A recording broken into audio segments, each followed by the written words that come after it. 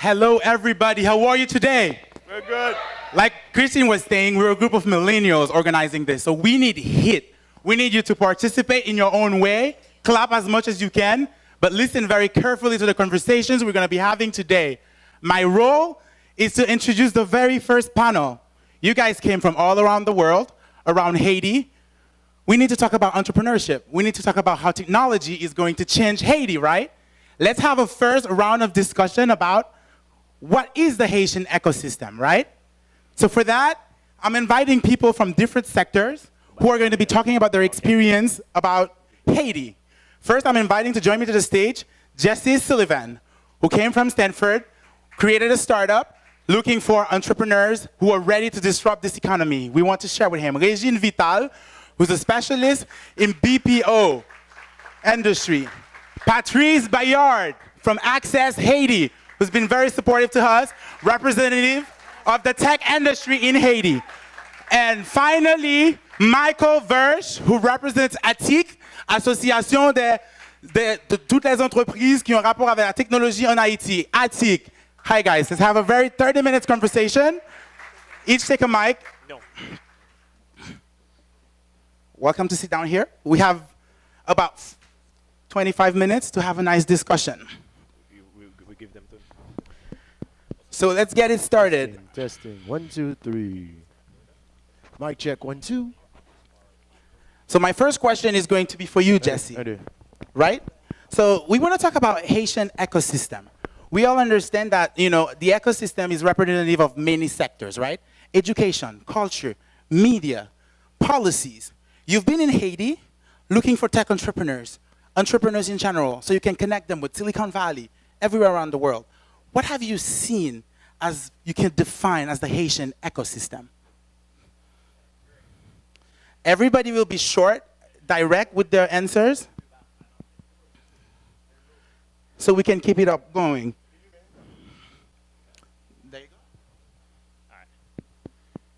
Hey, everybody. Hey, so, it was 7 years ago during the earthquake when I first flew down here.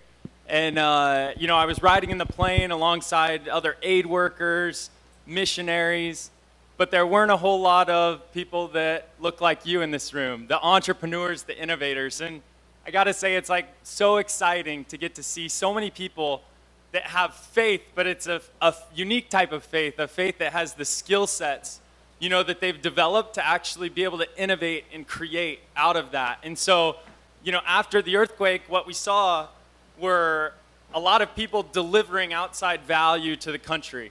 And when you deliver that outside value, then it creates a value capture mentality. But what we have here is value creation mentality.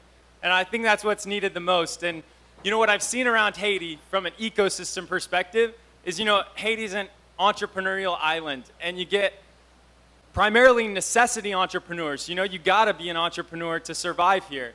And I think what we're working towards and what Marc Alain with Banj and like an early stage incubator accelerator to get startups going is really important, because we need more opportunity entrepreneurs, educated entrepreneurs saying like, hey, I'm going to tackle a market opportunity in a sophisticated way.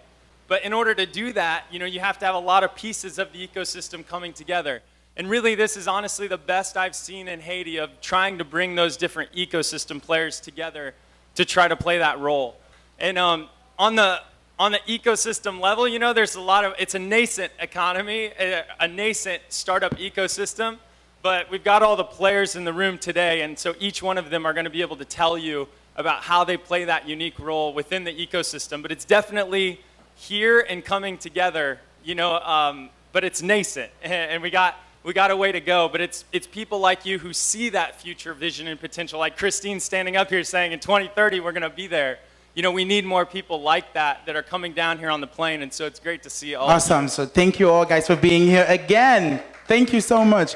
So we understand that the economy is nascent, but sectors need to develop, right? So I would like to ask Michael, who's leading the association of all those technology companies, what sector do you think people should be looking at here if they're developing an ecosystem that's going to be creating value for this country? Well, there are two sectors that you could look at. First of all, there's a startup sector, okay, which this is what the main conversation is about. Because lately there's been a lot of initiatives. There's a lot of hackathons, okay, so that have been done right now at SIC with Foundation Social Bank also is doing a business startups challenge on the fintech team, okay. So we've seen a lot of talent also. The final is supposed to be at the end of this month also. So on this side, like you said, it's nascent, okay, but there's a lot of opportunities, there's a lot of talents already available, okay, and the conversation needs to get started for that. Because right now, I think the last Minister of Education said, right now, it's either, don't, for the millennials, don't look for a job, you have to create your own jobs also. And when you're looking the number of people that are unemployed in this country, probably there's not a lot of initiative that can create jobs for everybody. So on one side, you do have to create jobs, but the other side, you have to give them the tools also for them to create their own situation. The second opportunity also would be the outsourcing, okay, in terms of sector, call center services, the BPO in general, business process outsourcing in general, where there's a huge opportunity also to use the talent available and to create a lot of jobs.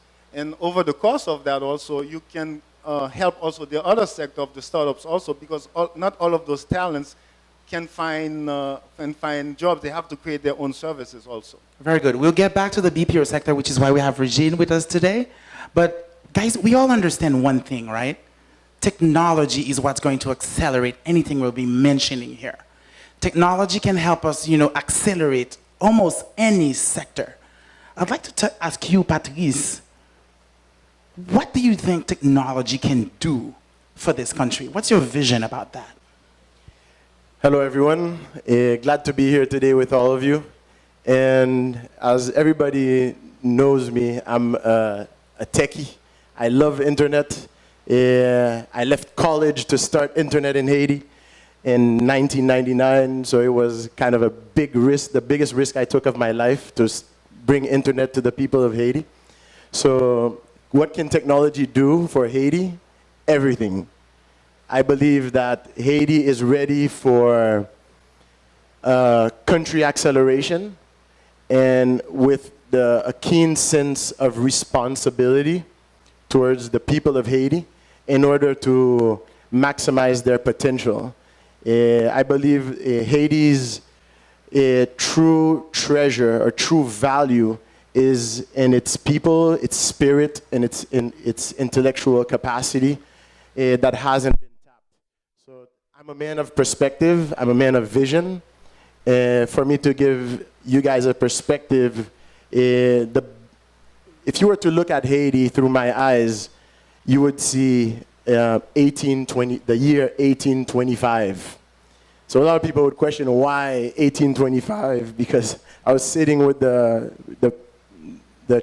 president of the Supreme Court justices of the country, and he was telling me we still have charges on court processes that are still based on laws from 1825.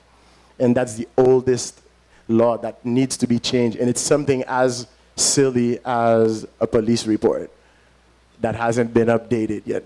So for all you entrepreneurs and visionaries and big tech developers, Haiti is the best place for entrepreneurship and technology, in my perspective. Thank you, Patrice, for for sharing your dream about this. But one thing I think we're also thinking about, the internet is putting everyone on the cloud. But at the end of the day, collaboration is always going to be important in the real world. We accelerate in the cloud, but we always go back and interact with each other. So I wanted to go to you, Regine, on this question. So what do you think about, how Haiti is collaborating among Haitians with international community? And how do you think what should change, what should be accelerated in order to have collaboration be at the center of, accelerating this country? Well, I truly believe that we are ready. That we have a country that's That's almost 60% youth under 30, like you. And they are getting more educated. They are on the internet. They are ready to start up. They have good ideas. There are some very bright people. What I think is lacking, myself personally, is not the opportunities, because I think they're there, but the access to these opportunities. The access for people to find information, even if it's a local entrepreneur or a foreign entrepreneur, there isn't a place where you can go and get access to information to where you can tap into certain sources and things like that. And I think this is what, if we could facilitate something like that, where there is a one plug and play kind of thing, I think it would be the best for us right now. Great. Thank you very much for sharing about that. I mean, we're keeping the discussion dynamic and fast. So I want to touch one important point of the ecosystem, which is access to money, seed capital. So Jesse, I want to go back to you on this one actually, because that's exactly what the kind of work you're trying to do. So how do you think we could create a mechanism for people in Haiti, around the world, who either sees an opportunity in Haiti or wants to have access to capital to change any sector? How do you see that happening right now in the way you see the country's context? Yeah, great. So when we talk to the best entrepreneurs, then they always come up with three primary problems that they're facing: access to talent, access to capital, and access to markets. And so on the access to capital side, as I went around and talked with these best entrepreneurs across Haiti over the last 5 years, then what you find each of them saying is, we don't have the money. It's 20% interest rates on a loan, and that's fully collateralized. So how can we get access to capital to actually grow what we're doing? And in the U.S., it's kind of friends, family, and fools, the three Fs that are willing to give to an early stage venture. And this is even in Silicon Valley, where over around 80% of startups are going to fail. So who's willing to support something like that? In Silicon Valley, you got the opportunity for the unicorn that's going to create the fund economics to make it work. So you can put up with those 80% of failures if you're going to have those few huge successes. But how do you get that in a country like Haiti, to get that early stage seed startup capital? And I don't think that foreign investors are going to be willing to put that capital into ventures in a country where they just see risk. I think it's really going to be dependent upon the local community. I think that the aid sector should play a bigger role in this, to say we're willing to take risks and put them into private ventures, not just nonprofits. We're going to back these ventures and see if they can succeed. So that capital can come from the aid organizations, also the government playing a role, getting seed stage incubators and accelerators where they're giving the capital, early stage capital, to try to help people innovate and create. And then, the third is people who have been successful within Haiti on the corporation side, the higher growth ventures, they really need to be asking themselves, am I doing enough to support those early ventures, to try to get them going, to be putting in this angel investment capital? And I think that those are going to be the best sources for that early stage capital. Awesome. Thank you, Jesse. So let's go a little bit about, let's talk a little bit about the government. That one is going to be for you, Michael. So what is the government doing right now to facilitate accelerating startups? Or if there's not much you can say, what do you think they should be doing? 2 minutes. So I can close it very, very fast. Yeah, there are some initiatives that's already done. I know the Ministry of Commerce is actually working on an incubator, okay? And also the central banks are working around the same ideas. In terms of government present, that's mostly those two initiatives that are going on, okay? I think what they should be doing better is continue investing in creating the conversation. Not only the incubators, but getting more and more people together. Because when you're looking at even the government side, there's tremendous opportunities for tech. Because the government leads a lot of tech also. So when they're looking at incubators, they could create programs also where people can actually invest in creating services that the government could actually be using also within those tech communities. So they have also, it's fostering the talents that are available, but also creating programs and where they can be the one using those systems, those programs Very good. themselves. Very interesting. Let's move a little bit to education. So I'm going to pass it back to you, Patrice, on this one. How is this ecosystem generating research? How is this ecosystem generating knowledge? And how do you think it should be generating knowledge, taking advantage of all these international players who are here, who could connect and start programs in Haiti tomorrow morning? Well, one of the things that we have to know here, knowledge is really passed down through word of mouth in Haiti because of the low literacy rate.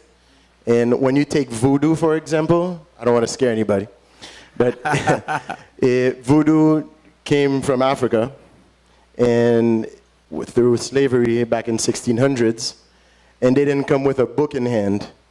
Until this day, it's practiced like it was in Africa. So you can just imagine the knowledge that's been passed. It's probably embedded in DNA now. So word of mouth has really been the fastest way to communicate. And through communication now, like we're talking about the WhatsApp, the social media, it's really accelerated awareness. And I think that's probably what technology has done. It brought Haiti Tech Summit to Haiti due to that fast-paced, quick access to information.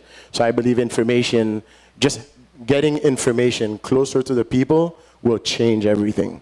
Very good, very good. Very interesting, very interesting. Regine, can you just tell us a little bit, because, Michael talked about the BPO sector. So just very, very quickly, what is the potential of that sector? Why are we talking about this? Actually, it would be a good sector to develop in Haiti. We have, as I said earlier, a very young population. And one of the things that we have that is very interesting and almost unique in the Caribbean or the North American section is that we have people that have the ability usually to speak one or two languages. So it would be Creole or English or Creole or French or Creole or Spanish. What is it supposed to generate? This should be interesting because most of the people that have the big companies that have the call center would be interested in a population where they can hire one person. The second thing that's very interesting is that we're very low cost. Okay, we're very low cost compared to the rest of the Caribbean.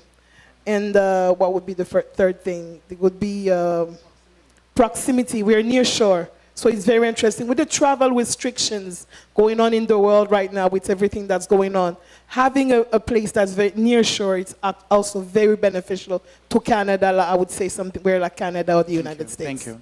I'm going to close with a final question, which is going to be related to young people, millennials with powerful ideas. I'm probably going to pass it to you, Jesse. So we talked about collaboration. What role do you really think young people, either in Haiti, connected to the diaspora, in the international community, what kind of collaboration could help blow out this country?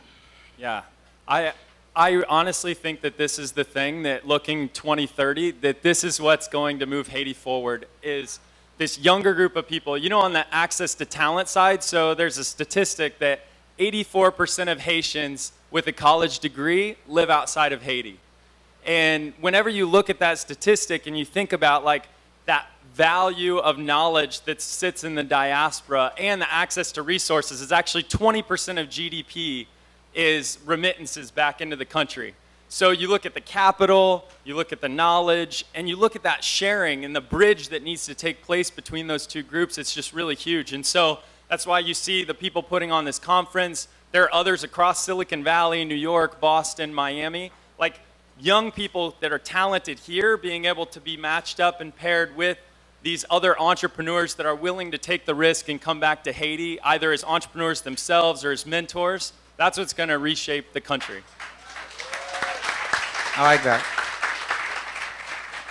I mean, I am a firm believer that the young people are going to be the one carrying this, the future of this country, because we are the most interconnected. Information is passing from one side to the other side of the globe in seconds, and ideas can actually be shared from one part of the world to the other in seconds.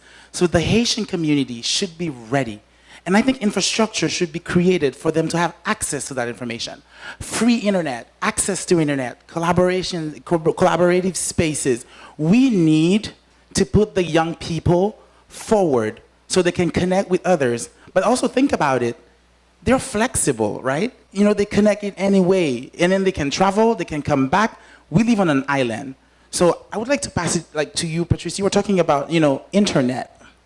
So what can be done for young people? A lot of young people tried to participate in the summit, and I'm sure a lot of them are watching live because, the summit, they probably could not attend it.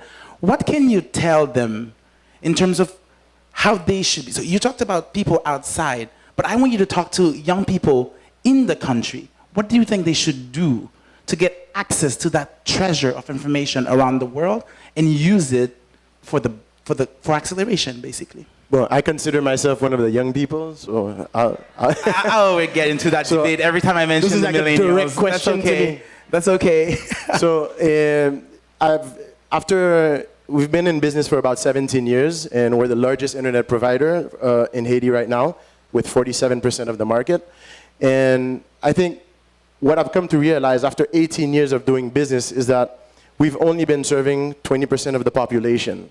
So how to reach to the other 10 million in order to have that country acceleration, get them access, get them creative, is to figure out a different business model to give them a quick access to the basic information, or information at least to cover the basic needs.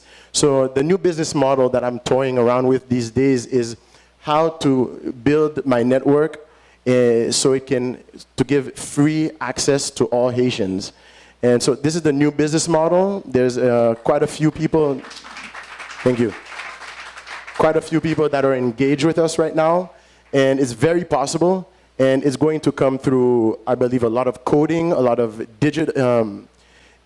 data management services, and for hosting a lot of content locally to give basic access either from government, education, health, and basically that's it, a lot of information. Learn about your country, learn about yourself, and live. So can we pass it on to Michael for another question? So now let's challenge Ben. So Ben seems to be the most amazing speaker, most expected. Everybody's talking. Ben Horowitz is coming to Haiti. Big clap for Ben, actually. Can everybody clap for Ben? So now my question is going to be this one, and it's going to be for you, Michael. So if Ben was saying, I would like to invest, I don't know, $1 billion in Haiti right now, whatever it is, where would you ask him to put that money right now? I would tell Ben $1 billion is not enough. I have a business plan that's $5.5 billion to take Haiti to the next level. Woohoo! And the business plan is a 70-page document right here. So thank you, everybody, for keeping up this. But I think I have one. Michael, actually, this question was for you, though. So I'll just let you talk to Ben right now. What do you think about that? You can throw your $1 billion idea on the floor. Well, I think it's in a lot of sectors. We can just not right now pour $1 billion in just one idea. It has to go to a lot of sectors. It has to be spread out. Okay, it has good. to be spread out. That's very good. So I'm just gonna keep going with you, Jesse. So tell us a little bit about what you've been able to find here in terms of potential, like things that are kind of like ready to go. Yeah. Right here in Haiti. Yeah, I think like you were saying, mine would be on the infrastructure side. Like, there needs to be a lot more on the infrastructure side here in Haiti for the big money. But if you look at Leapfrogging, the title of this conference, then you say, okay, well, what happens in these types of countries where there is no legacy infrastructure? Like, what could you create out of that, and what role could technology play? And the fact that there's a lack of infrastructure on the healthcare side, on the financial services side, on the education side. What that opens up is great opportunity, and it opens up opportunity to do leapfrogging of there's no legacy infrastructure, and everyone has a smartphone in their pockets. Mm-hmm. And like, what can you do with this smartphone that that technology now allows you to be able to have everyone's bank in their pocket, everyone's doctor in their pocket. Even energy that's connected up with, payments through their mobile phone and solar energy infrastructure. And I think Like all of these opportunities come into play down here in Haiti because there is no infrastructure. And so I think that there's both like the gift and curse of the fact that there's not great infrastructure in the country right now. But like what we found a few awesome entrepreneurs that are working on trying to fix these problems, both on the banking side, you know, to get financial services going. And also, you know, we work with one entrepreneur, Eve Carr from Crayola Essence, and she does a beauty products company. And so she's selling up beauty products into the United States. And so we were able to match her up with Sephora so that she could go through an accelerator up there. And, you know, it hires more farmers. And agriculture, you know, if you want to tackle extreme poverty here in Haiti, the majority of it is within the agricultural sector. And so how can you bring technology to agriculture? And we're working with a venture in Myanmar that's trying to do the same thing. And they're really leapfrogging traditional infrastructure by using smartphones and thinking in new ways. And so I think there's that same opportunity here in Haiti. Thank you very much. I like how we're looking at Haiti with opportunity. So like Christine was saying in her presentation, I don't know if you guys read the press release we put out. She was saying Haiti is not ready for business. Haiti is ready for disruption. So everybody's job right here is to find where we can disrupt. What is that unique opportunity that is going to help scale anything and accelerate this economy? But this takes us back to the definition of success. It's very important as well when we're looking at ecosystems. Regine, do you want to take on this one? How do you think Haitian defines success, and how could that connect with the way people see success around the world? That's probably a tough question to go through, but you know, you can take your time and then just speak your mind, be free about it. I think success is anything that you put your mind toward, that you want to accomplish, and that you are taking steps to accomplish it, to get to your goal. And I think I work with a lot of young people in Haiti. I'm not 30. I'm around 30, but not 30. But but I've worked with a lot of people that are under 30, and I work with a lot of them. And when you take the time to speak to them, they all have a story. They all want to accomplish something. They all have a dream. They all want to be educated, because a lot of the times when they're working, for example, in the call center environment, you give them access to internet where they don't have it at home. You'll find them searching for something. They're doing two things. They're either buying clothes or whatever, or they're searching for an information. They're looking for information. They're looking to get educated. And I think that the first success we could accomplish, and I like the idea that you had, Patrice, about giving free internet and access to education to everybody, because right there you create you start giving them access to their success. And I think that's what's important right now. Wow, that's wonderful. That's wonderful. So, you want to take on this one? Follow up? Yes. Go ahead. Yeah, is it low? Okay, there you go. Success to me is defined very, very simple. And it's about living your passion. And Haiti is looking for, Haitian society is looking for authenticity. And you will succeed if you're authentic to yourself, to your dreams, and to your passion.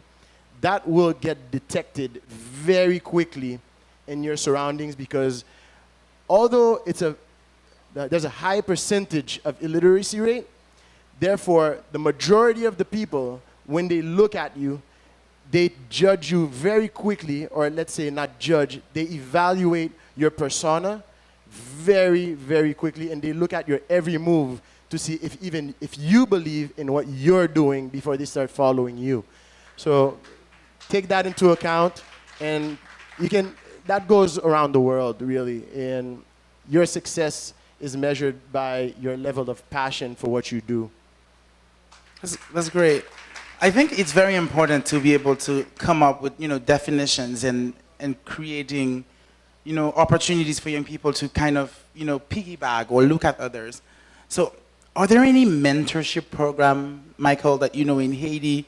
Or how do you think this should be structured? Because I think today we have a lot of young people in Haiti, but there's a lot of them are either in poverty So their definition of success is probably not going to be as elaborated as you go about it. But how can we create a definition of success that's going to be able to, give them the hope that they need to move forward and the tools to be able to create great companies that are going to change this country? Well, here's another thing. We're not very humble. Us as Haitians, we're not very humble because we don't like to let people know that we don't know something. So don't assume that we know anything. I think that would be the best way of reaching. Like a mentorship program will be like, what do you mean? Like, yeah, I can be a mentor, but do I know how to run a mentorship program? Hell no, I don't. I've never run it. I've never been in one. My only mentor has been my parents, and they don't really, they're not part of, we live in a country that lost its way of what it means to live in community. And living in community is somewhat very blurry of what it truly means. And it means living as one for one. So it's very complex, how the emotions play into all of that. But if I were to give a life lesson to anybody, and especially to my society that I currently live in, is that one, you need to love yourself fully. Then love others, then love life. Then you can love life. So that's one thing that we've kind of forgotten as a Haitian society, is that we came into this world to live happily and not in misery and not anything other than that. So it's a question of, instead of looking at product, look at people. And the technology is here to serve the people. So let's use technology to serve the people, get to know themselves better, get to challenge That's themselves. very important. How can technology help people value themselves better in this country? How can we use technology? I think, Regine, you wanted to plug on something. If you don't, I think, Jesse, I think this notion of success is taking over the panel. I'm going to give it to you right after I get to Jesse, Jesse, I'm going to go like even more politically incorrect. Have you find any gap in Haiti in the way you, as an American, define success and how you see Haitians defining their success? And have you been working into closing this gap, or is it too much? What is your experience about how you come? Because when you come with your company, you define success away. And you're talking to people, you're trying to get them in. I'm not just talking about young people. I'm talking about, those formal guys, the CEOs. Did you find any gap between the way you define success and the way you think Haitian would define their success? I'm just trying to challenge the brain on this one, just to see if we can get on the same page on this one. Yeah, well, on that question, I've been lucky that I've been able to come in. I lived out in a village, for 6 months and got to experience what life is like in extreme poverty with people on the ground and like how they're defining success in their life.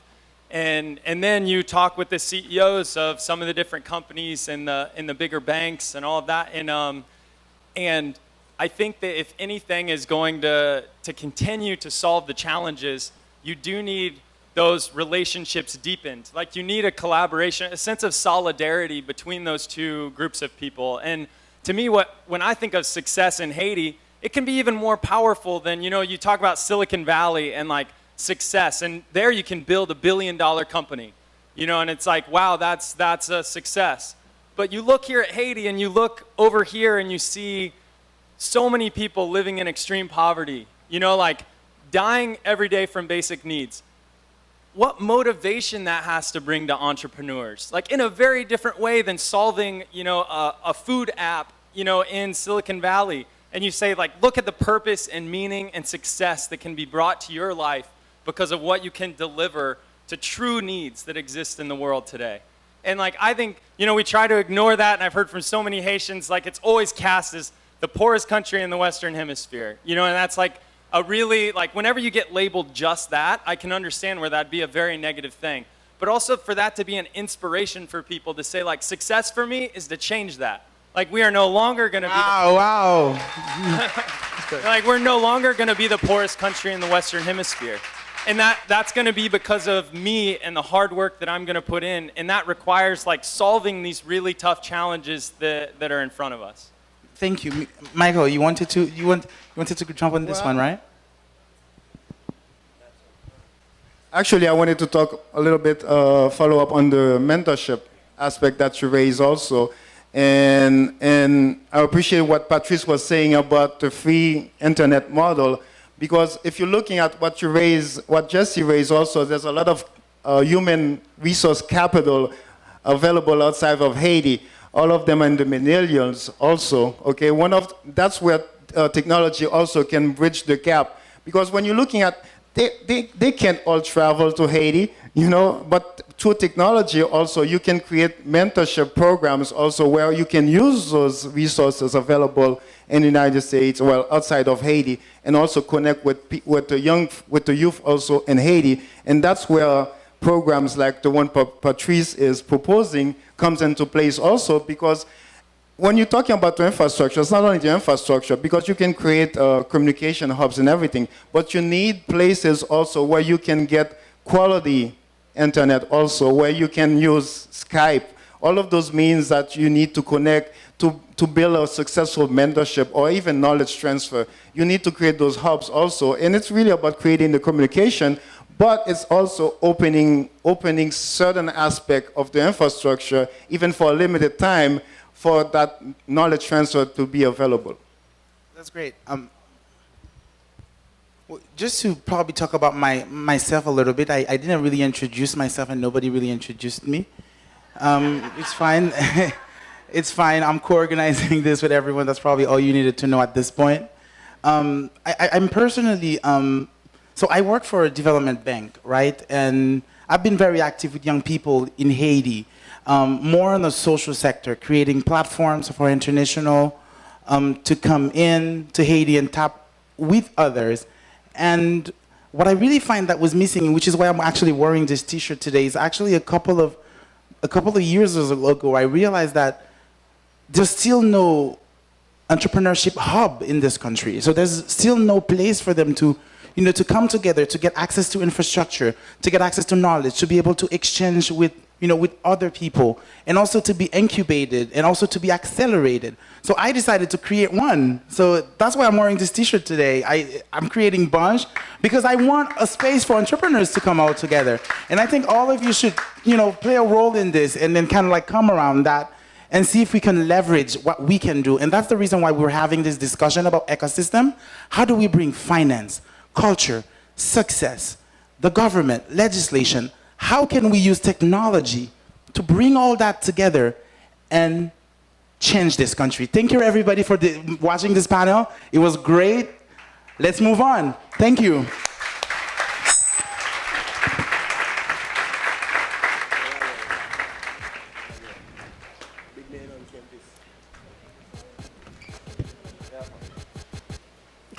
Exit stage right. All right, guys, another round of applause. So pretty interesting perspectives as to what's possible and capable in Haiti, huh?